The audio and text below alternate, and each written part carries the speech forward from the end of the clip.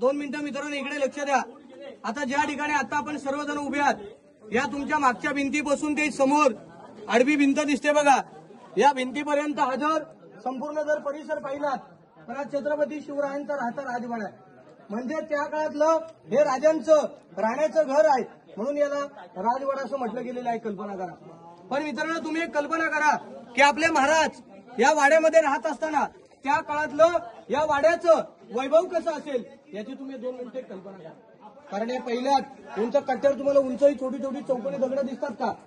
या दगडांवरती त्या काळात सागाची लाकडी प्लेयर्स किंवा उंच खांब असायचे आणि या उंच खांबांवरती हा महाराजांचा राजवाडा आहे ना, हा राजवाडा प्रशस्त असा 2 मजली उभा होता। पण गडावरती जे रोपेने जे लोक येतात त्या बाजूला एक डोंगर आहे, त्या डोंगराचं नाव आहे पोटल्याचा डोंगर। या डोंगरावरून इंग्रजांनी काय केलं, या गडावरचे दारू कोठार उद्ध्वस्त केले आणि दारू कोठार आता चपला बुटा घालून जाऊ नका, दारू कोठार उद्ध्वस्त केले आणि दारू कोठार उद्ध्वस्त केल्यामुळे इतिहासकाराच्या नोंदीप्रमाणे हा जो किल्ला आहे ना 11 ते 12 दिवस जळत होता। म्हणून तुम्हाला रायगड किल्ला हा जळून गेल्यामुळे तुम्हाला पडक्या अवस्थेत किंवा भगण्या अवस्थेत पाहायला मिळतो।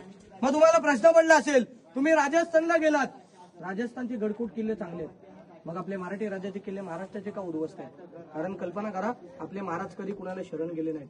म्हणून एका शायराने एक शेर म्हटला गेला आहे, अंधाराला घाबरत नाही, आभाळाची साथ आहे, मोडेल पण वाकणार नाही, मराठ्यांची जात आहे, मराठ्यांची जात आहे। कल्पना करा, हा छत्रपती शिवरायांचा राहता राजवाडा आहे। हा जो पहिला जो चौथरा दिसतो बघा, हे आपल्या महाराजांचं मेन राहण्याचं ठिकाण आहे। आपले महाराज येथे 10 वर्ष राहिले आणि याच वाड्यामध्ये याच परिसरामध्ये आपल्या महाराजाने अखेरचा शेवटचा प्राण सोडला, तो म्हणजे 3 एप्रिल 1680 ला। म्हणून त्या काळातला राजांचा प्रशस्त वाडा आहे। म्हणून या वाड्यामध्ये आणखी एका शायराने एक शेर म्हटला गेला आहे, अंधार पार झाला पाहता दिवा पाहिजे आणि या देशाला पुन्हा जिजाऊंचा शोभा पाहिजे, शोभा पाहिजे। त्या काळातला राजांचा प्रशस्त राजवाडा आहे। शिवाजी महाराज येथे 10 वर्ष राहिले, संभाजी महाराज येथे 9 वर्ष राहिले। कल्पना करा।